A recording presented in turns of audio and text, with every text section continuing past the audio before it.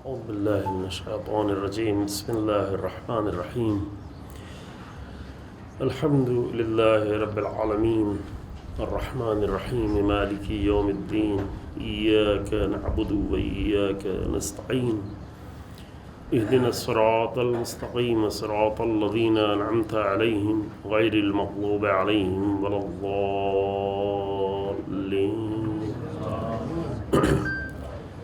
صدق الله العلي العظيم.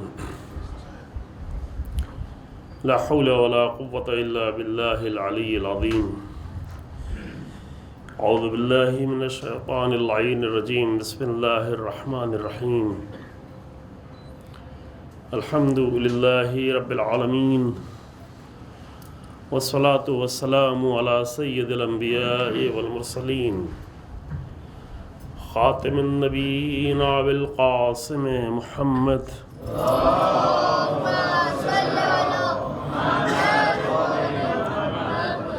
ثم الصلاة والسلام على أهل بيته الطيبين الطاهرين المعصومين المنتجبين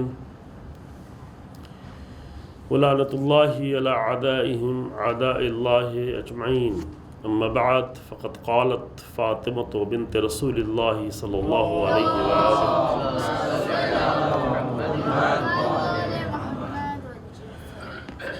من أسعد إلى الله خالص عبادته فقد أهبط الله عز وجل إليه أفضل مصلحته. صلوات الله على محمد وعلى محمد.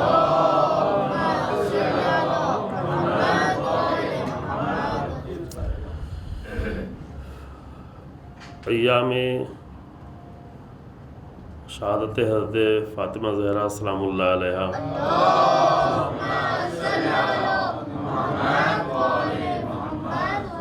اور اس مناسبت سے یہ اہتمام کہ چند دن ذکر کیا جائے رسول اللہ کی اس عظیم بیٹی کا جو صرف اپنے زمانے کی نہیں بلکہ پوری تاریخ کی عظیم ترین خاتون ہے کہ جس کے لیے مضبوط اور محکم دلیلیں موجود ہیں شیعہ اور سنی دونوں کے نزدیک. متعدد روایات ہیں، وہ روایات شاید آپ کے درمیان میں پیش بھی کی گئی ہوں، شاید توفیق رہی تو بعض روایات میں بھی آپ کی خدمت میں پیش کروں گا کہ مثلا جناب مریم، ابھی سورہ مریم کی تلاوت بھی سنی، خوبصورت آیات کی. جناب مریم کے لیے مریم وہ ہیں جو اپنے زمانے کی عظیم ترین خاتون تھیں، لیکن جناب زہرا پوری تاریخ کی عظیم ترین خاتون ہے. اور عظیم ترین ہونا، بافضیلت ترین ہونا یہ رشتوں کی بنیاد پر نہیں ہے، بلکہ یہ آپ کی عظیم کردار اور عظیم ایمان کی بلندیوں کی بنیاد پر ہے. چونکہ اسلام میں فضیلتیں رشتوں کی بنیاد پر نہیں دی جاتی ہیں. ٹھیک ہے، رشتوں سے یاد کرنا اچھی چیز ہے، فضیلت اگر ہے تو فضیلت، اگر رشتوں میں فضیلت ہے تو اس کا ذکر کہیں نہ کہیں آئے گا، لیکن ہم اپنی تربیت اس طرح کریں کہ رشتوں کی بنیاد پر ہم کسی کو بڑا یا چھوٹا نہیں سمجھیں. کیونکہ اگر یہ معیار ہم نے بنا لیا، یہ کرائیٹیریا بنا لیا، تو بہت ساری جگہوں پہ مشکل پیش آئے گی، اپنی زندگی میں مشکل پیش آئے گی، اور تاریخ میں بہت ساری مشکلات پیش آئیں گی کہ بہت ہی عظیم لوگوں کے بہت قریبی رشتہ دار صرف گمراہ نہیں ہوئے بلکہ فاسد بھی ہوئے اور مفسد بھی ہوئے، انہوں نے فساد پھیلایا بھی. اولو العزم نبی کا بیٹا ہوتے ہوئے بھی ہلاکتوں کا شکار ہو گیا قرآن کی دلیل سے اور قرآن کے ثبوت سے. اور تاریخ میں اس طرح سے کئی سارے نمونے موجود ہیں. نبیوں کی بیویاں نمونہ باقاعدہ قرآن نے پیش کیا ہے، مومنین کے لیے نمونہ پیش کیا ہے کہ کس طرح سے نبی جناب نوح کی بیوی ہوتے ہوئے، حضرت لوط کی بیوی ہوتے ہوئے کس طرح گمراہیوں کا شکار ہوئیں. اور تاریخ میں اور بھی کردار موجود ہیں اس طرح ائمہ علیہ السلام کے زمانے میں. تو یہ بات میں جلدی سے کہہ کے آگے بڑھ رہا ہوں، اور یہ کام تھوڑا مشکل ہے، آسان نہیں ہے کہ جلدی سے جو ذہن میں ہمارے ایک غلط معیار بنا دیا گیا ہو، اس معیار کو توڑنا اور اس سے نکلنا آسان کام نہیں ہوتا ہے. ہم جس کلچر میں رہ رہے ہیں اس کلچر کے نتیجے میں ہمارے ملک میں تو بہت زیادہ ہے، اور دوسرے ملکوں میں بھی کم و بیش پایا جاتا ہے کہ انسانوں کو غیر ضروری معیاروں کے ذریعے سے، غلط کرائٹیریا کے ذریعے سے پہچانا جاتا ہے اور سمجھا جاتا ہے۔ تو یہاں پہ ہماری یہ بحث نہیں ہے، چونکہ ہمارا یہ موضوع نہیں ہے، لیکن صرف یہ اشارہ کرنا چاہتا ہوں کہ ٹھیک ہے، احترام میں نام لیا جائے کہ رسول اللہ کی بیٹی ہیں، امیر المومنین کی زوجہ ہیں، حسن و حسین دو جن کو رسول اللہ نے فرمایا سیدہ شباب اہل الجنہ، دو جوانوں کی ماں ہیں، جناب زینب و ام کلثوم کی ماں ہیں۔ یہ ساری فضیلتیں ٹھیک ہے پہچاننے کے لیے، لیکن یہ سب چیزیں معیار نہیں بنتی ہیں۔ معیار یہ سارے رشتے ہوتے ہوئے اگر خود ذات میں فضیلت نہیں ہو تو کبھی بھی با فضیلت نہیں ہو سکتا۔ مجھے معلوم ہے کہ یہ توڑنا بہت مشکل مرحلہ ہے۔ علامہ اقبال نے بھی اس کی طرف اشارہ کیا ہے، اور ٹھیک ہے اشارہ کرنا کوئی مشکل نہیں ہے کہ مریم از یک نسبت عیسیٰ عزیز، از سے نسبت حضرت زہرا عزیز، پھر اس کو بہت تفصیل سے بیان کیا۔ لگتا ہے اس کے بعد جو اشعار ہیں، پچھلے سال ہمیں ایک جگہ توفیق ہوئی تھی وہ اشعار پڑھنے کی، یہاں مجھے نہیں معلوم کہ ہو پائے گی نہیں، چونکہ بہت خوبصورت اشعار اگر ہوا تو پڑھیں گے آپ کے سامنے۔ اور وہ نسبتوں کی بنیاد بیان کی ہے کہ مریم، حضرت مریم ایک عیسیٰ کی نسبت سے عزیز ہے، بلند ہیں، بلند مرتبہ ہیں، لیکن 3 نسبتوں سے حضرت زہرا عزیز ہیں۔ لیکن بعض بزرگوں نے اس پر بحث کی ہے کہ حضرت زہرا 3 نسبتیں آپ کو معلوم ہیں، 3 نسبتیں رسول اللہ کی بیٹی، علی بن ابی طالب امیر المومنین کی زوجہ، اور امام حسن امام حسین کی ماں۔ یہ 3 نسبتیں ہیں 3 طرف سے، جو اتنی عظیم نسبتوں کی بنیاد پر کوئی بھی انسان عظیم ہو سکتا ہے، اور اس لحاظ سے پوری تاریخ انسانیت میں کوئی بھی جناب زہرا کی طرح سے نہیں ہے جس کی 3 طرف سے اتنی عظیم نسبتیں ہوں۔ یعنی کوئی نہیں ہے جس کا باپ رسول اللہ جیسا ہو، کوئی نہ ہو جس کا شوہر علی بن ابی طالب جیسا ہو، کوئی نہیں ہے جس کے بچے حسن و حسین جیسے ہوں۔ لیکن عزیزو، جناب زہرا کی عظمت کا معیار پھر بھی یہ نسبتیں نہیں ہیں۔ ہمارے ایک بزرگ گزرے ہیں، ان کے بعض نظریات میں ان کو خود بھی بعد میں احساس تھا، اور انہوں نے کہا بھی تھا کہ میرے نظریات میں اصلاح کر دی جائے۔ شاید آپ نام جانتے ہوں گے، ڈاکٹر علی شریعتی کے اسکالر تھے، اچھے اسکالر تھے، بہت ہی متفکر تھے، اور ان کے دل میں بہت ہی اسلام کا درد تھا۔ بہت ہی عظیم الشان تحریریں اور تقریریں ان کی موجود ہیں، ابھی بھی موجود ہیں، اور مختلف زبانوں میں ترجمہ بھی ہو چکی ہیں۔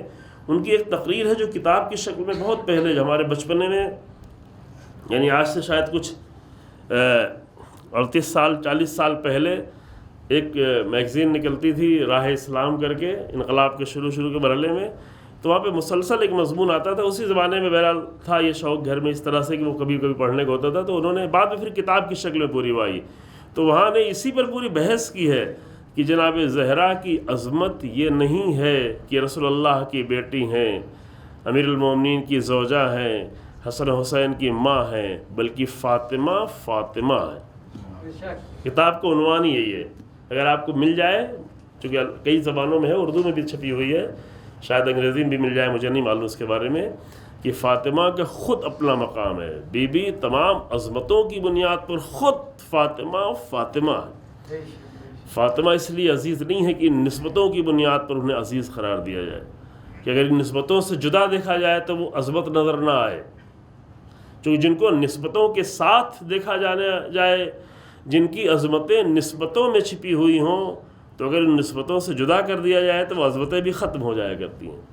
لیکن جن کی عظمتیں ذاتی طور پر ہوں، جب فضائل اپنی ذات میں موجود ہوں، تو اگر نسبتوں سے ربط نہ بھی ہو تو صاحب فضیلت ہے۔ البتہ نسبتوں کا اتنا رول ضرور ہوتا ہے کہ نسبتیں بھی کردار ادا کرتی ہیں انسان کے عظیم ہونے میں۔ ایک عظیم باپ کا بیٹا، اس کے اندر اس بات کی صلاحیت زیادہ ہوتی ہے کہ وہ فضیلتوں کا راستہ طے کر لے۔ اگر ایک عظیم باپ کا بیٹا گمراہ ہوتا ہے تو اس کے اوپر عیب زیادہ ہے۔ دیکھیں، اگر عام انسان کا بیٹا گمراہ ہو جائے تو اس کا عیب اتنا نہیں ہوگا، لیکن اگر جناب نوح کا بیٹا گمراہ ہو تو اس کا عیب زیادہ ہوگا۔ اگر ایک عام انسان کا، چلے اتنی بڑی بات نہیں کرتے ہیں ہم، اور نیچے آتے ہیں، اگر ایک عام انسان کا بیٹا گمراہ ہو رہا ہے تو اس کو اتنے بڑے عیب سے عام طور سے بھی لوگ نہیں دیکھیں گے، لیکن ایک بڑے باتقوا عالم کا بیٹا گمراہ ہو رہا ہو تو معاشرہ بھی دیکھ کے کہے کہ بھئی اتنے بڑے عالم کا بیٹا ایسا کیوں ہو رہا ہے؟ وہ تو بہت ہی بلند مقامات انبیاء اور رسولوں کا. تو نسبتوں کے اتنا فائدہ ہوتا ہے. بعض وقت کبھی کبھی لوگ سوال یہ کرتے ہیں، میں جلدی سے یہ بات کہہ کے ابھی آگے بڑھتا ہوں، کہ آخر ائمہ بھی تو اولاد کا سلسلہ تھا، کوئی خاندان پرستی تو اسلام میں ہے نہیں، تو یہ خاندانی سلسلہ کیوں تھا؟ انبیاء جو ایک خاندان سے آتے رہے، بنی اسرائیل کا خاندان مسلسل چلتا رہا، وہاں سے انبیاء آتے رہے. پہلی بات تو یہ ہے کہ صرف بنی اسرائیل میں انبیاء نہیں آئے تھے. قرآن میں 3 جگہوں پر اشارہ موجود ہے کہ میں نے ہر قوم کے لیے رسول بھیجا ہے. لقد بعثنا فی کل امۃ رسولا. تو اگر بنی اسرائیل تو لنکا میں نہیں ہوتے تھے، بنی اسرائیل تو ہندوستان میں نہیں تھے، بنی اسرائیل تو چین میں نہیں تھے، بنی اسرائیل تو دوسری سرزمین، بنی اسرائیل جو فلسطین میں تھے اور اس کے آس پاس کے علاقے میں تھے، عراق وغیرہ کے تک بھی آئے ہوئے تھے. تو ٹھیک ہے تاریخ میں ان کے ذکر زیادہ ہیں، لیکن متعدد آیتیں وَلِكُلِّ قَوْمٍ ہاد، ہر قوم کو ہادی دیا، ہر امت میں ہم نے رسول بھیجا، ہر امت میں ہم نے نذیر و بشیر بھیجا. اس کا مطلب ہے کہ ہر قوم میں، ہر امت میں کوئی نہ کوئی نبی آتا رہا. لیکن اگر تاریخ میں ایسے نبیوں کا زیادہ ذکر ہے جو ایک خاندان سے تعلق رکھتے تھے، اور اس کا سب سے بڑا ثبوت یہ ہے کہ تمام ائمہ ایک خاندان سے تھے. اس ایک خاندان سے ائمہ ہونے کی بنیاد پر کبھی کبھی انسان ذہنی طور پر اس انحراف کا شکار ہو جاتا ہے کہ کہیں یہ خاندان کی بنیاد پر تو نہیں ہے، اور ظاہری طور پر سامنے دکھ بھی رہا ہے. لیکن اس کا جواب جو دیا گیا علماء نے وہ یہ دیا ہے کہ یہ جو فضیلتیں دی گئی ہیں، یہ جو عہدے دیے گئے ہیں، یہ جو امامت اور نبوت کے عہدے اور ذمہ داریاں دی گئی ہیں، یہ بھی خاندان کی بنیاد پر نہیں ہے. لیکن ہاں خاندان کا ایک رول ضرور ہوتا ہے کہ عظیم خاندانوں میں عظیم بچے پرورش پانے کے امکان زیادہ ہوتے ہیں، اور یہ ذمہ داری بھی ہوتی ہے. اچھے گھرانوں میں، مقدس گھرانوں میں، پاکیزہ گھرانوں میں، دیندار گھرانوں میں زیادہ، معمولی گھرانوں میں بہکنے کے چانسز زیادہ ہوتے ہیں. بعض روایتیں جو موجود ہیں کہ مثلا ایک ناجائز بچہ، اس کا یہ انجام ہوگا، تو وہ ناجائز ہونے کی وجہ سے انجام نہیں ہوگا، چونکہ وہاں بنیادیں کمزور ہیں تو اس کے بہکنے کے امکانات بھی زیادہ ہیں. لیکن اگر وہی بچہ راہ ہدایت پر آ جائے تو اس کے لیے وہی سارے قانون ہیں جو اسلام نے سب کے لیے قانون قرار دیے، یعنی اس کے لیے بھی نجات ہے، بلکہ اس کے لیے فضیلتیں ہیں. چونکہ جہاں پر بہکنے کے چانسز زیادہ تھے، اگر وہاں پر نجات پا گیا ہے تو اس کے لیے فضیلتیں بھی زیادہ ہیں. یہ بنیادی قانون ہے، اور یہ ایک فرد کی بات نہیں ہے. قوموں میں، ملکوں میں بھی دیکھا جا سکتا ہے کہ مثلا ایک جگہ پر جہاں اچھے پروگرامس ہوتے ہیں، اچھے علماء آتے ہیں، اچھی تربیت کا سامان ہوتا ہے، اچھے کلاسز ہو رہے ہوتے ہیں، مسلسل جو ہے ایک سلسلہ ہے، وہاں پہ اگر کوئی انسان گمراہ ہو رہا ہے تو اس کے لیے عیب زیادہ ہو جائے گا. اور اس کے برعکس اگر کوئی ایک انسان مثلا جہاں پر دین کی بات بھی نہیں ہو رہی ہو، جہاں پر اخلاقیات کی بات نہیں، جہاں ہر طرف فساد ہو، جہاں ہر طرف برائی ہو، جہاں ہر طرف گناہوں کا دلدل پھیلا ہوا ہو، اور وہاں سے کوئی جوان اپنے آپ کو پاک و پاکیزہ نکال کے آتا ہے تو اس کی فضیلتیں بھی زیادہ ہو جاتی ہیں، ہے نا. اس لحاظ سے زمانے کے لحاظ سے فرق ہو جاتا ہے، مکان کے لحاظ سے فرق ہو جاتا ہے. لیکن خیر ہماری بحثیں یہ نہیں ہے، یہ ضمناً آ گئی ہیں، میں نے پہلے ارادہ نہیں کیا تھا، لیکن یہ بنیادیں ہیں، یہ کچھ اسلام کی بنیادیں ہیں جس کو کبھی کبھی اگر آ جائے تو آپ کے سامنے عرض کر دیا ہے. لیکن ہماری بحث یہ تھی کہ جناب زہرا سلام اللہ علیہا کا جو مقام ہے اس بیوی کا، صلی اللہ علیہ وسلم، جو اتنا عظیم درجہ بیان کیا گیا ہے، تمام مسلمانوں کے درمیان میں سب متفق ہیں. جناب زہرا سلام اللہ علیہ کے مقام پر سب متفق ہیں، ان کی عظمت کے لیے شیعہ سنی سب متفق ہیں. اگر کچھ ناسبی لوگ کہیں پیدا ہو جاتے تو ان کی طرف نہیں دیکھے اتنا، چند ناسبی لوگوں کی طرف. تمام علماء شیعہ، تمام اہل سنت، تمام برادران، تمام شیعہ سنی سب اس بات پر متفق ہیں. حتیٰ وہ لوگ کہ جو رسول اللہ کی 4 بیٹیوں کو تسلیم کرتے ہیں، کہ اہل سنت میں زیادہ تر لوگ جناب زہرا کی، رسول اللہ کی 4 بیٹیاں مانتے ہیں. ہمارے یہاں بھی کچھ مورخین ہیں، کچھ رائٹرز ہیں جو جناب زہرا رسول اللہ کی 4 بیٹیوں کو مانتے ہیں، اور بہت سارے لوگ ہیں جو نہیں مانتے ہیں. لیکن حتیٰ وہ لوگ کی جو جناب رسول اللہ کی 4 بیٹیوں کو مانتے ہیں وہ بھی یہی کہتے ہیں کہ 3 بیٹیاں وہ جو بھی ہوں، لیکن مقام جو ہے وہ فضیلتیں ہیں جناب زہرا کے لیے. جو مانتے ہیں ان کی بات ہے. ہم اس بحث میں نہیں پڑھنا چاہتے، یہ تاریخی بحث ہے کہ بیٹیاں کس کی تھیں، رسول اللہ کی اپنی بیٹیاں تھیں، جناب خدیجہ کی بیٹیاں تھیں، ان کی بہن کی بیٹیاں تھیں، یہ تاریخی بحثیں، تاریخی بحثیں بہرحال اتنا زیادہ ضروری مسئلہ نہیں ہے. ہمارے البتہ زیادہ تر لوگ مانتے ہیں رسول اللہ کی ایک ہی بیٹی تھی، لیکن اس میں اتنا زیادہ بحث کرنے کی ضرورت بھی نہیں ہے. لیکن عرض یہ کرنے کہ وہ جو 4 بیٹیاں مانتے بھی ہیں ان کے نزدیک بھی وہ مقام جو جناب زہرا سلام اللہ علیہ کا ہے وہ کسی کا بھی نہیں ہے اور تاریخ میں بھی نہیں. روایتیں ہیں صحیح بخاری جیسی کتاب میں 3 بہت ہی اہم فضیلت کی روایتیں ہیں جو بنیادی روایتیں ہیں، شاید آپ کے سامنے بعض کی طرف اشارہ ہو آج کی مجلسوں یا بعد کی مجلسوں میں جناب زہرا سلام اللہ علیہ کے لیے. اور یوں تو بہت ہی پورے چیپٹر ہیں اور ان کی عظمت کے سامنے تسلیم ہے. کم عمر ہے، عمر میں بھی اختلاف ہے، لیکن بہرحال چاہے عمر میں جتنا بھی اختلاف ہو اس کے باوجود بھی عمر کم ہے. ہمارے ہاں جناب زہرا کی عمر 18 سال ہے. 18 سال سے 28 سال تک لوگوں نے الگ الگ ایج بتائی ہے تاریخ میں. یہ بھی ایک اختلافی مسئلہ ہے. تاریخ کے مسائل میں جو اختلاف آ چکا ہے، انسان کسی ایک نظریے کا قائل ہو سکتا ہے کہ بھئی یہ نظریہ میرے نزدیک زیادہ سمجھ میں آنے والا ہے، لیکن 100% کسی کو پھر انکار نہیں کیا جا سکتا کہ ممکن ہے کہ اور صورتحال پیدا ہو سکتی ہے. لیکن ایک بیوی جو 18 سال جس کی عمر ہے، یا بعض روایتوں کے اعتبار سے اگر کچھ زیادہ بھی عمر ہے، لیکن اس کم عمر میں تمام نسبتوں کو چھوڑ کر ان فضیلتوں کے معیار پہ پہنچی ہوئی ہے کہ جس کے گزرنے کے آج 1400 کتنے سال 1434 نہیں سن 11 ہجری سے جوڑے تقریباً 1434 سال گزرنے کے بعد پوری دنیا میں جگہ جگہ پر اہتمام کیا جا رہا ہے اور اس بی بی کی یاد بنائی جا رہی ہے. آپ اس اعتبار سے تھوڑا تصور کریں کہ مثلا میرے باپ کے انتقال کو بھی 1.5 سال ہوئے، لیکن کب نہیں یاد کرتا آدمی، کب یاد کرتا ہے. کبھی کبھی ٹھیک ہے ایصال ثواب کر لیتا ہے، سورہ فاتحہ پڑھ لیتا ہے. بہت سارے لوگ گزر جاتے ہیں، عزیز رشتہ دار، ماں باپ بھائی بہن بیٹے اولاد، لیکن انسان اس طرح سے 2 سال بعد بھی اس طرح سے اپنے قریبی ترین رشتہ داروں کے لیے اہتمام نہیں کرتا، 5 دن بیٹھ کے گفتگو نہیں سنتا، جس طرح سے رسول اللہ کی بیٹی کے لیے بیٹھ کر 1434 سال گزر جانے کے بعد اہتمام کرتا ہے.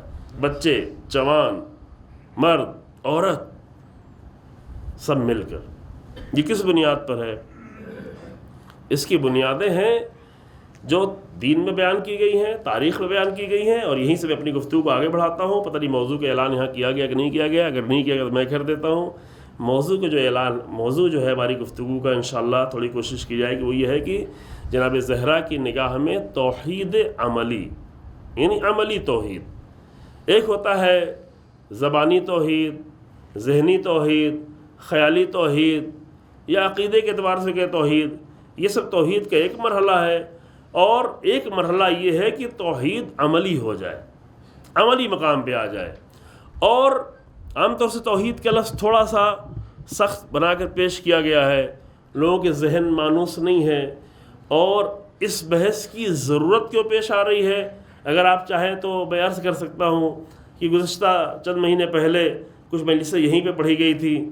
ابھی اہل توحید کو خالص توحید سمجھ میں نہیں آتی، بلکہ وہ لوگ جو اہل توحید ہونے کا دعویٰ کرتے ہیں وہی توحید کو ضر پہنچا رہے ہیں، توحید کو نقصان پہنچا رہے ہیں، قواعد توحید کو چاک چاک کر رہے ہیں، توحید کے ڈھانچے کو مجروح کر رہے ہیں، توحید کی بنیادوں کو ہلا رہے ہیں.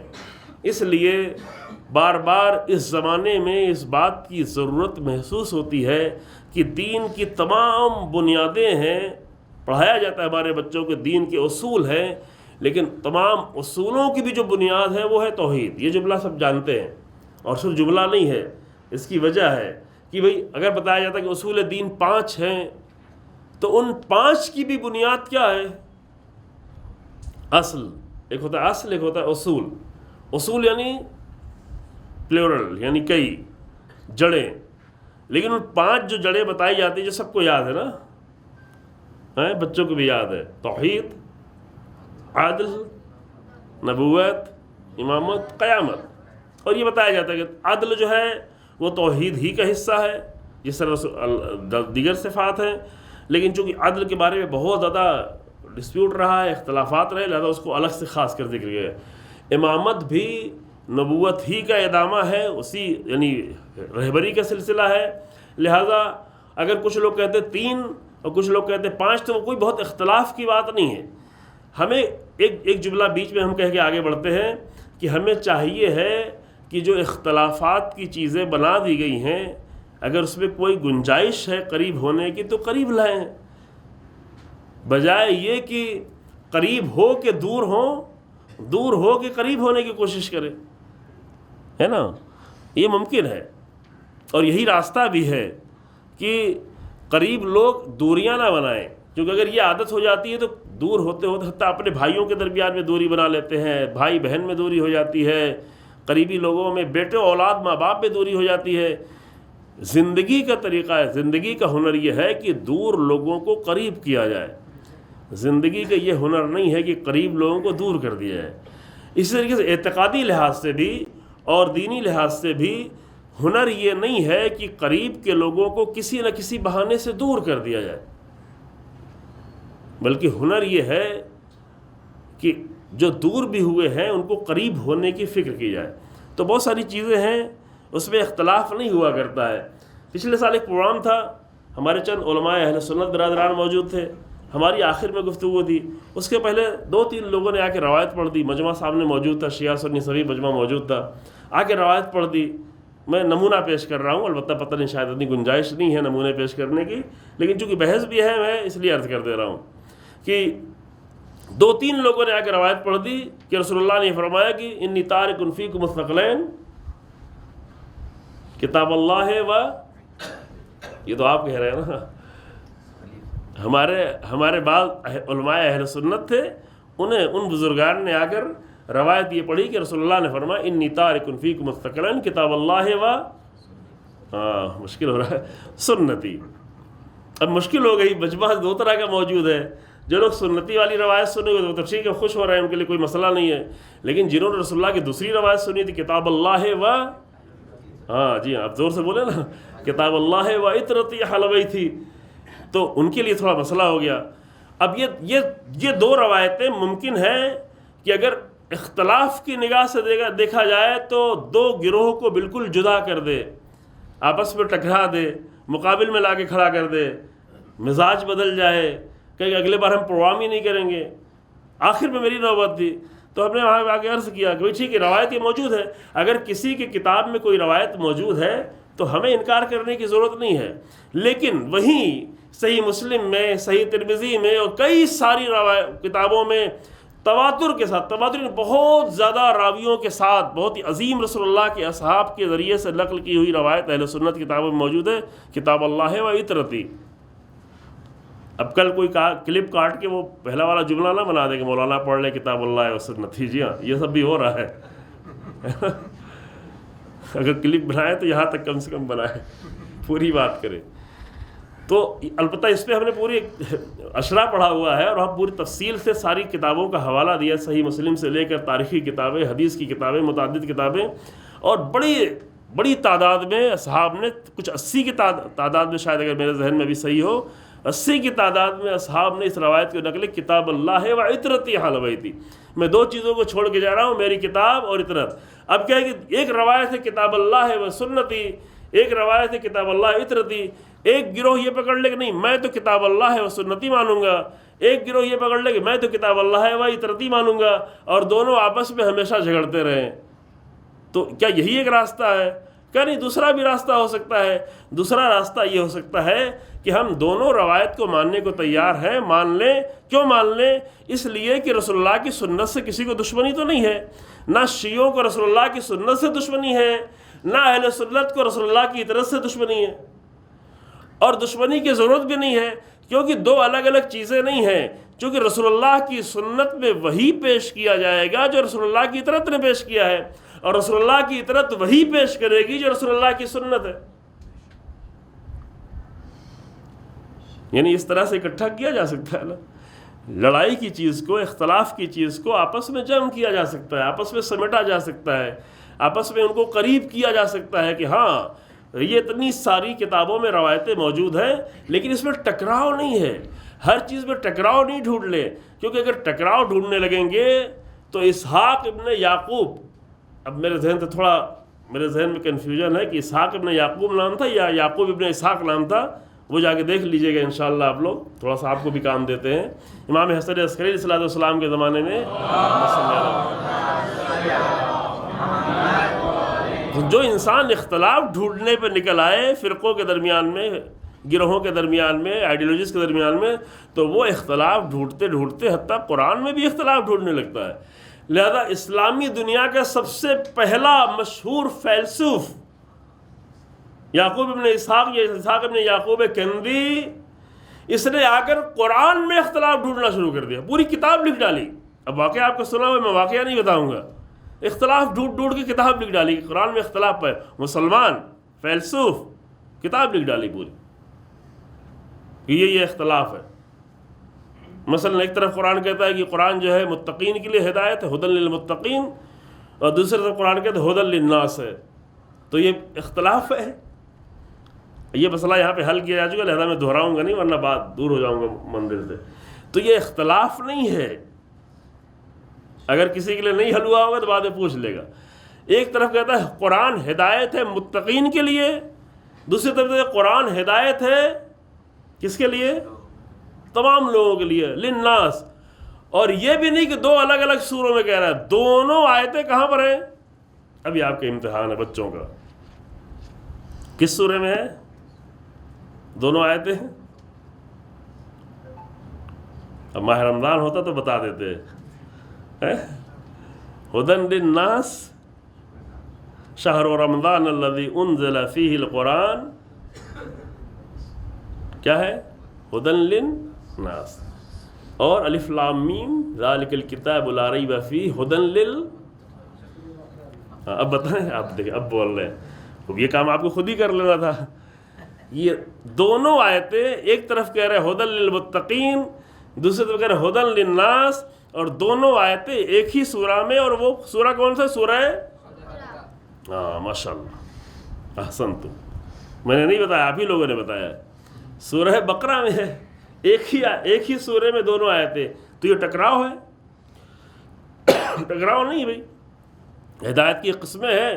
ایک عام ہے، جلدی سے اشارہ کر دوں. ایک عام ہدایت ہے جو سب کے لیے ہے، ایک انعام کے طور پر خاص ہدایت ہے جو متقین کے لیے ہے.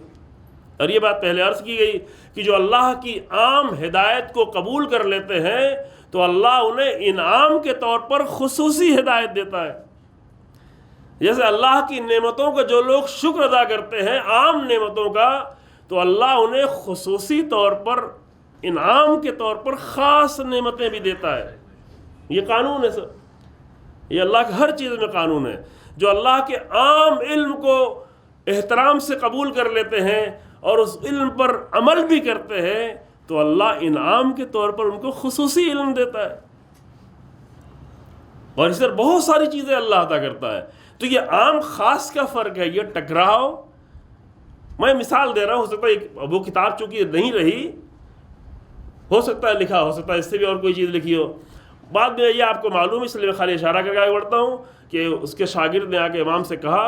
امام نے صرف چھوٹا سا جملہ کہا، اتنا چھوٹا سا. وہ سمجھا تھا کہ آگے امام بہت دندان شکن جواب دیں گے، اس کے اوپر لعنتیں بھیجیں گے یا اس کے لیے بد دعا کریں گے، اور امام بد دعا کر دیں گے تو وہ ہلاک ہو جائے گا، چونکہ قرآن کے خلاف کتاب لکھ رہا ہے، قرآن میں ٹکراؤ ڈھونڈ رہا ہے، تو امام کو تو بد دعا کر دینا چاہیے. امام نے یہ سب کچھ نہیں کیا، کیونکہ امام اپنی بد دعا کے ذریعے سے کسی کو ہلاک نہیں کرنا چاہتا، بلکہ امام اپنی ہدایت کے ذریعے سے انسانوں کو نجات دینا چاہتا ہے.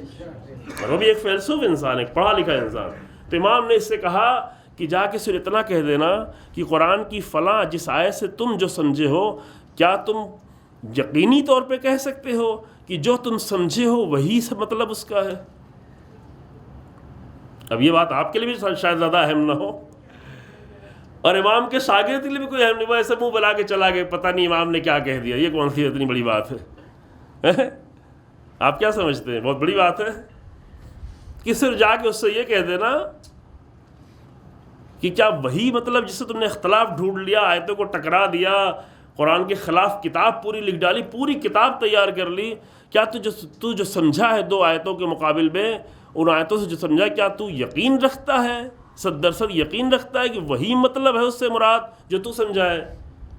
یہ شخص آیا، اس نے آ کر بڑے ہی ہلکے دل کے ساتھ، بڑے ہی، اب امام نے چونکہ کہا تھا لہذا جا کے اس نے بیان کر دیا کہ امام نے امام یہ بھی نہیں کہا کہ امام نے فرمایا، اس نے کہا کہ بس میں ایک چھوٹی سی بات کہنا چاہتا ہوں، کیا تم وہی سمجھتے، کیا وہی مطلب ہے قرآن کا جو تم سمجھے ہوئے ہو؟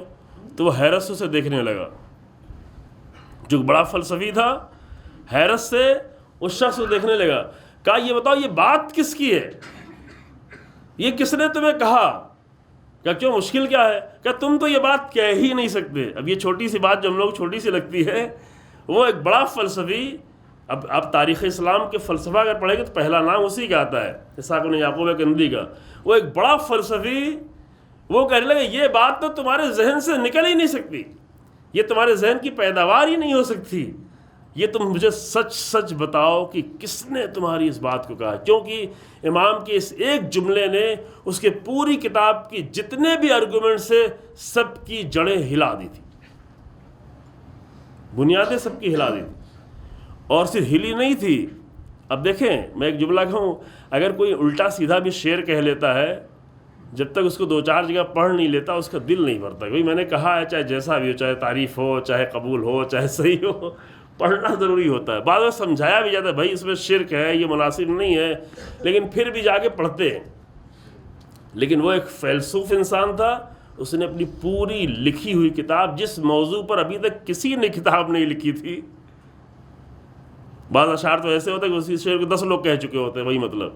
ایک ایسا موضوع اس پہ کسی نے بھی کتاب نہیں لکھی تھی، اس نے امام کا صرف ایک جملہ سنتے ہی پوری کتاب کو جلا کے راکھ میں تبدیل کر دیا، اپنی لکھی ہوئی کتاب.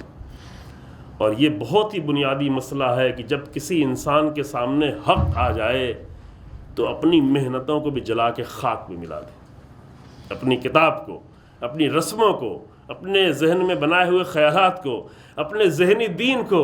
اگر حق سامنے آ جائے تو کیا اتنی جرأت ہے کہ اپنے بنائے ہوئے ڈھکوسلوں کو جلا سکتا ہے یا نہیں، خاک میں ملا سکتا ہے یا نہیں؟ اور تاریخ کے عظیم انسان وہی لوگ گزرے ہیں جنہوں نے حق کے سامنے اپنے آپ کو تسلیم کر دیا. جس بی بی کا آج ذکر ہے، اس بی بی کی عظمتوں کا راز میں جلدی سے روایت کا ترجمہ کر دوں، وقت بہت زیادہ گنجائش نہیں رہ گئی ہے، اور 1-2 مطلب اگر آپ کے سامنے عرض کر سکوں کہ جناب زہرا سلام اللہ علیہ یوں ہی عظیم نہیں ہوئی. ایک صلوات پڑھیں تاکہ آگے بڑھتے ہیں.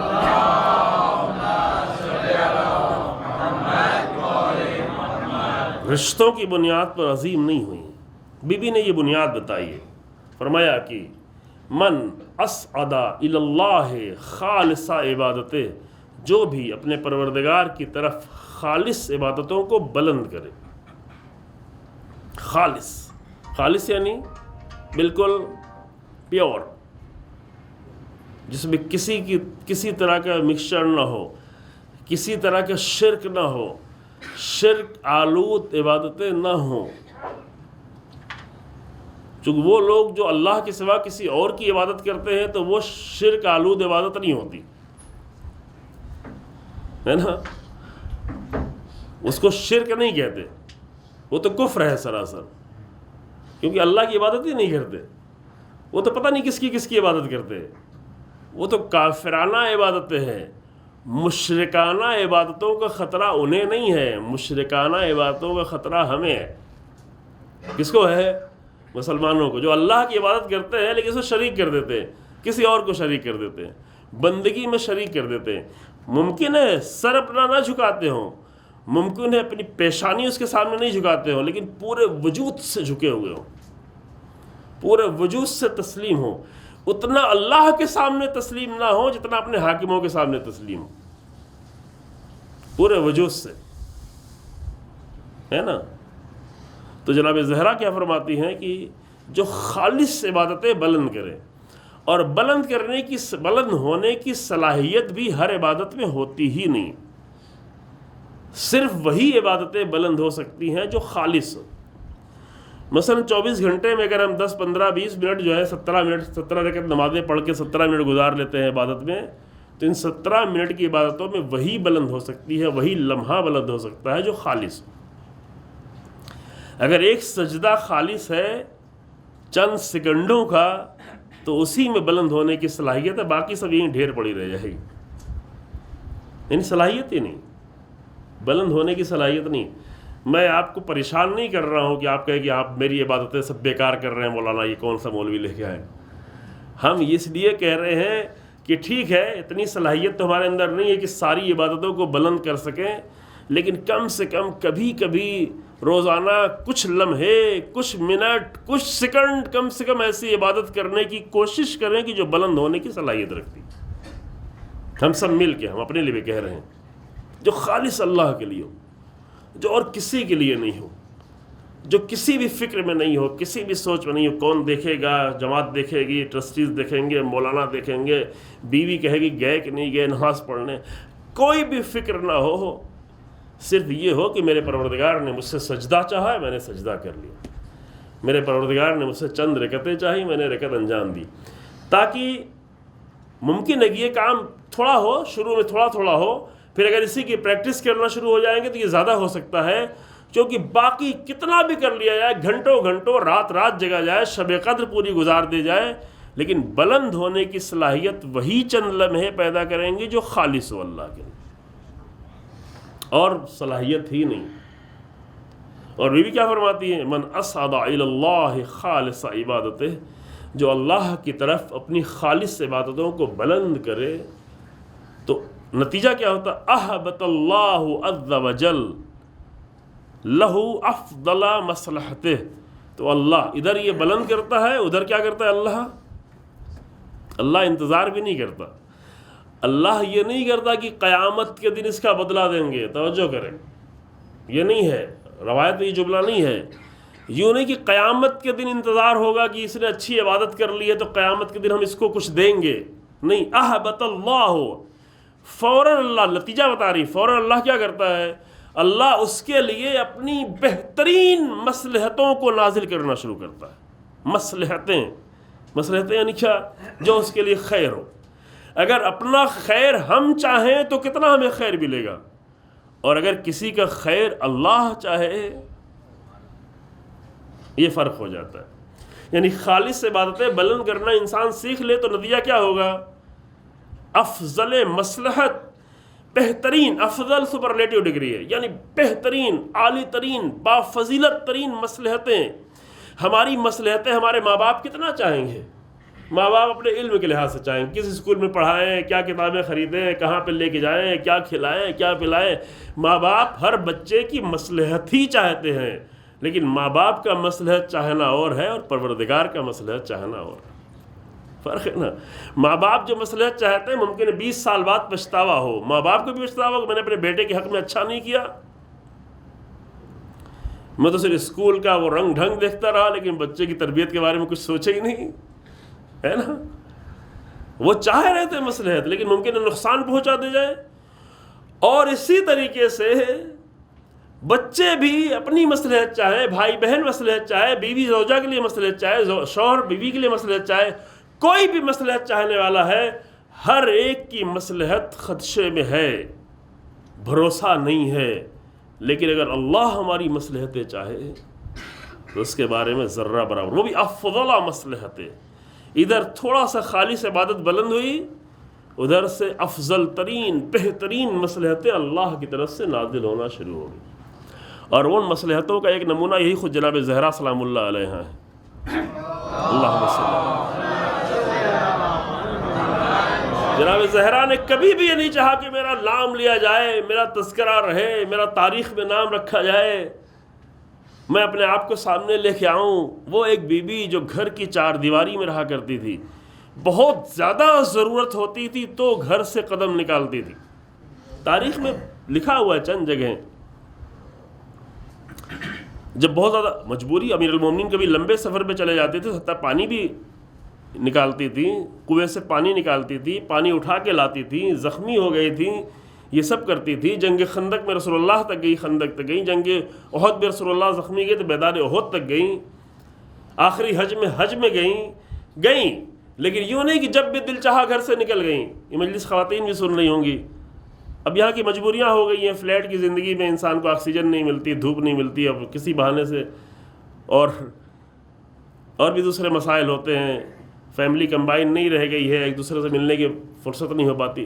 لیکن یہ ہماری عورتوں کی مجبوریاں ہیں، یہ ہماری بھی مجبوریاں ہیں کہ ہم کو اگر کوئی بات کرنے والا نہ ملے تو ہم بے چین ہو جائیں گے، ہم پریشان ہو جائیں گے، ہم پشمردہ ہو جائیں گے، ہمارے اسٹریس اور طرح طرح کی بیماریوں کا شکار ہو جائیں گے.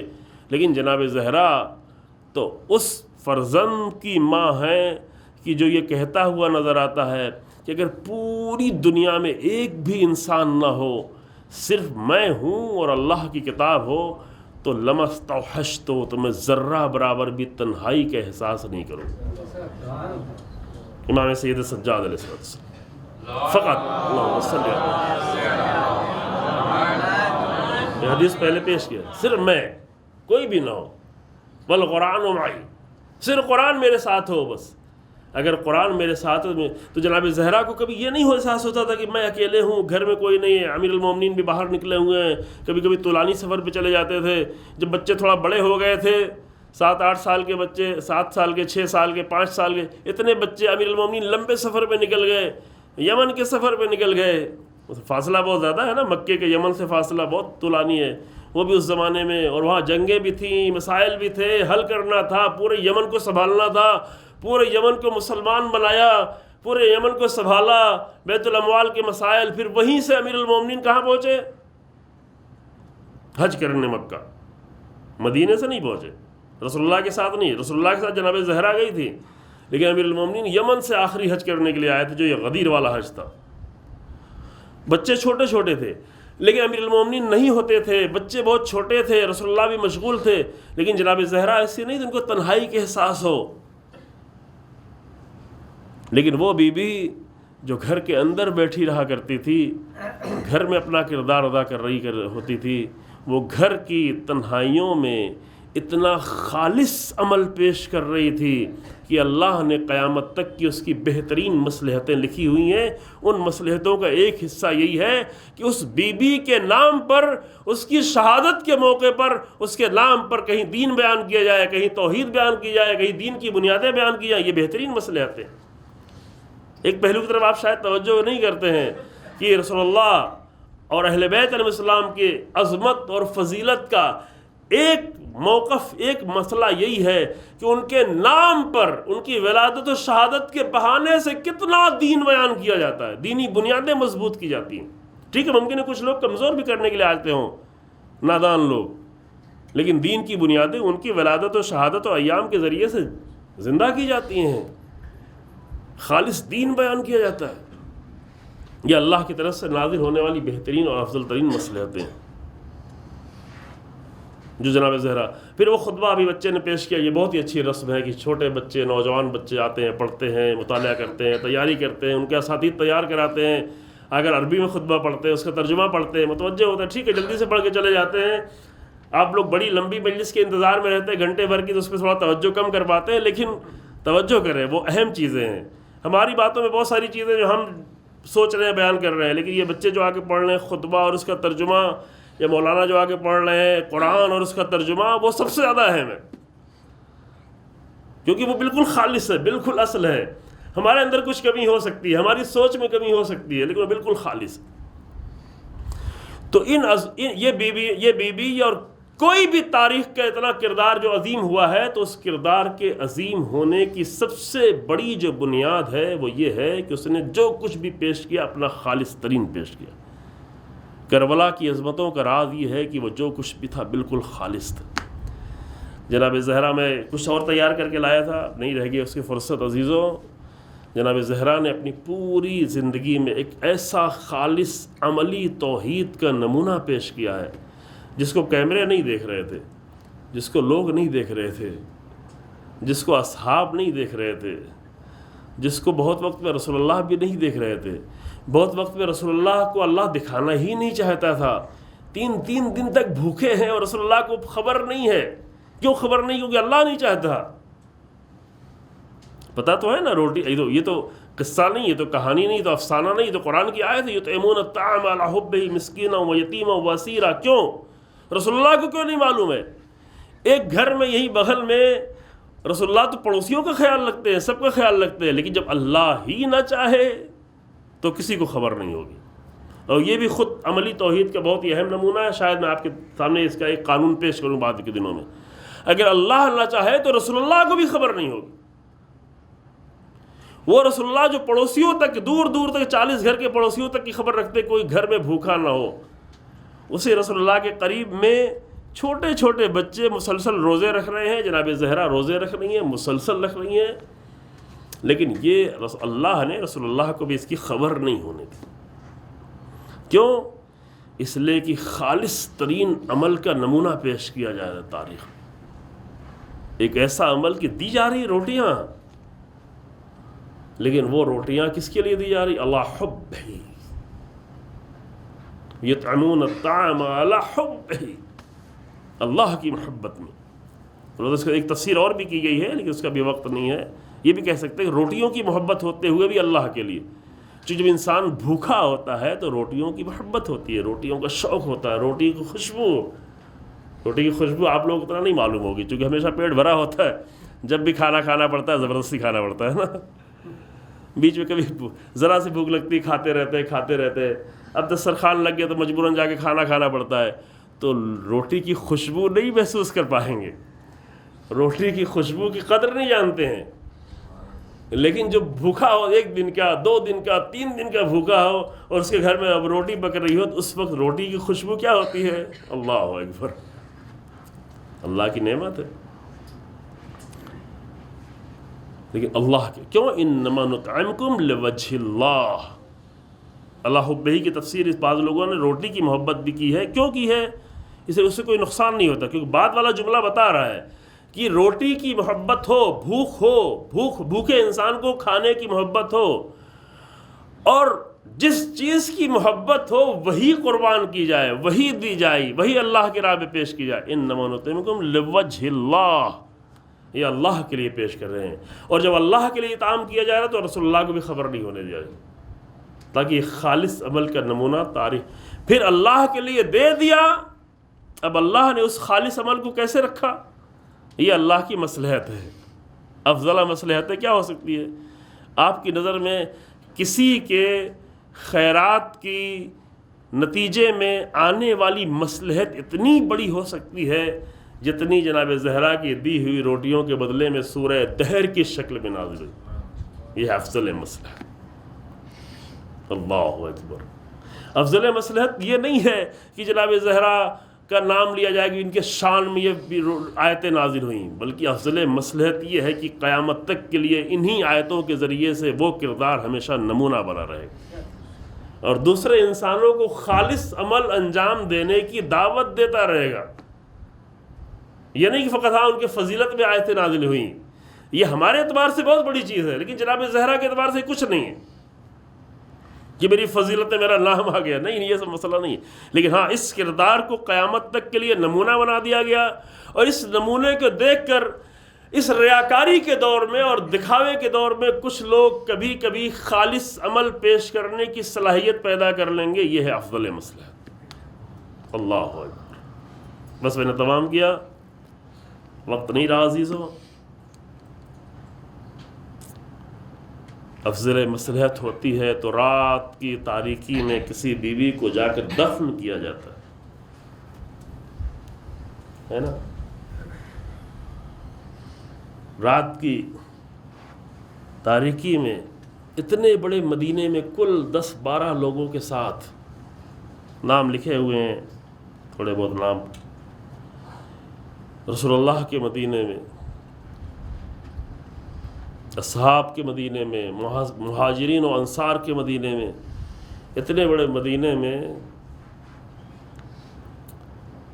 رات کی تاریکی میں ایک بیوی کو لے جا کر دفن کیا جاتا ہے، لیکن وہی اللہ کی طرف سے جب مصلحتیں نازل ہونا شروع ہوتی ہیں تو وہی بیوی کا کردار، حتیٰ وہی رات کی تاریکی میں دفن ہونا بہت سارے لوگوں کی ہدایت کا سبب بن رہا ہے۔ آج میں کئی سارے لوگوں کو جانتا ہوں کہ جو صرف اس لیے آ کر اہل بیت کے مذہب سے آشنا ہو گئے کہ ان کے ذہن میں یہ سوال پیدا ہوا کہ رسول اللہ کی بیٹی کیوں تاریکی میں دفن ہوئی، رسول اللہ کی بیٹی کی قبر کیوں چھپی ہوئی ہے، رسول اللہ کی بیٹی کی خبر کی پتہ کیوں نہیں ہے، رسول اللہ کی بیٹی نے کیوں یہ وصیت کی تھی کہ غسلنا باللیل ودفنا باللیل وکفنا باللیل، مجھے رات میں غسل دینا، مجھے رات میں کفن پہنانا، مجھے رات میں دفن کرنا۔ یعنی جناب زہرا اپنی زندگی میں تو ہدایت کا سبب تھی ہی، جناب زہرا اپنی رحلت کے ذریعے سے، اپنی شہادت کے ذریعے سے، اپنے دفن کے ذریعے سے، اپنی چھپی ہوئی قبر کے ذریعے سے قیامت تک کے بہت سارے بیدار انسانوں کی ہدایت کا سبب بنتی رہی ہیں اور بنتی رہیں گی اور بن رہی ہے۔ یہ سوال جو رسول اللہ کی اتنی عزیز بیوی تھی جس کو رسول اللہ کا بضعۃ منی، یہ میرا ٹکڑا ہے، میرا وجود ہے، میرے وجود کا حصہ ہے، اس بی بی کو رات میں کیوں دفن کیا گیا، اس کی بیوی کی قبر میں آنے کیوں نہیں دیا گیا، اس بی بی نے کیوں وصیت کی تھی کہ مدینے کے لوگوں کو نہیں آنے دینا، کوئی میرے جنازے میں شریک نہ ہو۔ اس ایک وصیت اور ایک عمل سے تاریخ کے اس دور کی بہت ساری حقیقتیں لوگوں کے لیے کھلنا شروع ہو جاتی ہیں۔ یہ جناب زہرا کی ہدایت ہے جس کا سلسلہ آج بھی جاری ہے، یہ رسول اللہ کی بیٹی کی ہدایت ہے عزیزو۔ بس میں نے تمام کیا، رات میں بیوی کو دفن کیا گیا، احترام کے ساتھ دفن کیا گیا۔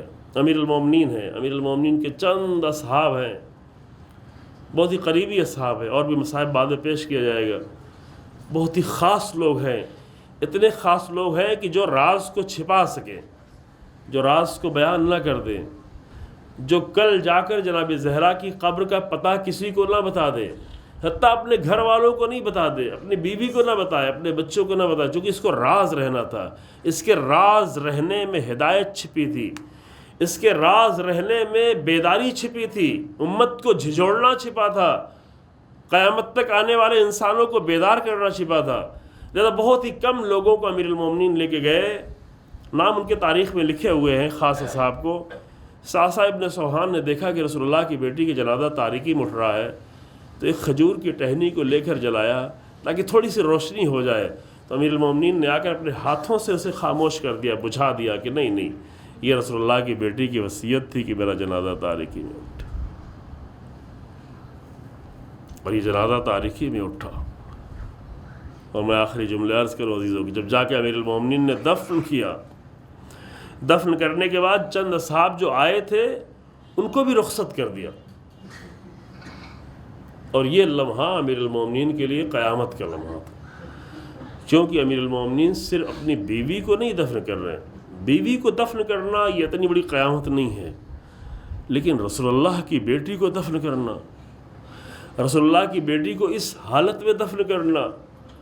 میں بعد یہ جملے پڑھوں گا آپ کے سامنے، لیکن بیچ کا ایک جملہ پڑھ دیں، لقد استرجعت الودیہ، یا رسول اللہ آپ کی امانت ہے جو میں پلٹا لے آیا ہوں، یہ امانت پلٹائی جا رہی ہے، وہ امانت جو صرف 9 سال پہلے، اللہ اکبر، وہ امانت جو رسول اللہ نے صرف 9 سال پہلے امیر المومنین کے ہاتھ میں دی تھی۔ اس وقت جب جناب زہرا کا ہاتھ امیر المومنین کے ہاتھ میں دیا تھا تو اس وقت یہ ہاتھ ایسے نہیں تھے، یہ بازو ایسے نہیں تھے، بازو زخمی نہیں تھے، پسلیاں ٹوٹی ہوئی نہیں تھی، اور جسم سے زیادہ جناب زہرا کا دل اتنا زخمی تھا کہ یہ مرثیہ پڑھا کرتی تھی، صبت علی مصائب اللہ واللہ صبت الایام سر لیالہا۔ اب 9 سال بعد جب رسول اللہ کی امانت کو امیر المومنین پلٹانے آئے ہیں تو وہ امانت امیر المومنین بھی شرمندہ ہے، یا رسول اللہ آپ کی بیٹی کو ہم واپس لے کر آئے ہیں لیکن اس کی پسلیاں ٹوٹی ہوئی ہے، یہ زخمی ہے، یا رسول اللہ آپ اس سے سوال کیجئے گا کہ آپ کے جانے کے بعد اس امت نے آپ کی بیٹی کے ساتھ کیا کیا۔ اِنَّا لِلَّهِ وَإِنَّا إِلَيْهِ رَاجِعُونَ۔ سَيَعْلَمُ الَّذِينَ ظَلَمُوا أَيَّ مُنقَلِبٍ يَنقَلِبُونَ رَبَّنَا تَقَبَّلْ مِنَّا إِنَّكَ أَنْتَ السَّمِيعُ الْعَلِيمُ بِحَقِّ مُحَمَّدٍ وَعِتْرَتِهِ الطَّاهِرِينَ۔ پروردگار ہمارے اس مختصر سے عمل کو قبول فرما، پروردگار اس سے عبادت کا درجہ عطا فرما، پروردگار ہمیں خالص توحید کے ساتھ خالص بندگی کرنے کی توفیق عنایت فرما، پروردگار تمام طرح کے شرک آلود افکار سے ہمارے نسلوں کو، ہمارے بچوں کو، ہم سب کو نجات دے، پروردگار راہ قرآن اور راہ اہل بیت پر چلنے کی ہمیں توفیق عنایت فرما۔ پروردگارہ کلمہ حق کو عزت و سربلندی عطا فرما، کلمہ باطل کو نیست و نابود فرما، علماء حق اور مراجع کرام کی حفاظت فرما، رہبر انقلاب کو اور آیت اللہ سستانی کو طول عمر عطا فرما، امام زمانہ کے ظہور میں تعجیل فرما اور ہمیں امام کے حقیقی ناصروں میں قرار دے۔ آخر میں آپ ذرا سے گزارش ہے کہ آج مجھے خود بھی خبر سن کے بہت ہی صدمہ ہوا کہ آپ نے بھی سنا ہوگا کہ جناب شبیر بھائی جو یہاں پر 20 سال سے زیادہ، شاید 22-25 سالوں سے خدمتیں انجام دے رہے تھے، آج صبح ان کا انتقال ہو گیا۔ میں جب آیا تو ان کا وہی چہرہ، مسکراتا ہوا چہرہ، جب بھی ملتے تھے ایک خاص مسکراہٹ کے ساتھ ملا کرتے تھے۔ مجھے واقعاً بہت شدید افسوس ہوا اور سب کو افسوس ہوا ہوگا۔ اتنی ساری خدمتیں انجام دی ہے، خاص کر ماہ رمضان میں، ایام اعظام میں مومنین کی جس طرح محنت کرتے تھے اپنی ضعیفی کے باوجود، شدید بیماریوں کے باوجود، بہت زیادہ شوگر ہونے کے باوجود، رات بھر برتنوں کو دھلنا، شدید محنت کرنا، جو میں نے خود دیکھا ہوا ہے۔ اللہ کی بارگاہ میں دعا ہے کہ ان تمام خدمات کے بدلے میں ان کی مغفرت فرمائے، ان کے درجات کو بلند فرمائے، ان کے بچوں کو، ان کے گھر والوں کو صبر جمیل عطا فرمائے۔ حضرات سے گزارش ہے کہ ایک سورہ فاتحہ اور سورہ توحید کی تلاوت فرما کر مرحوم سید شبیر حسین ابن مرحوم سید سرور حسین کی روح اور بھی جتنے بھی دین کی خدمت کرنے والے ہیں جنہوں نے اس ادارے میں کہیں بھی خدمت کی، ان کے مرحومین کی روح کو احسان فرمائے۔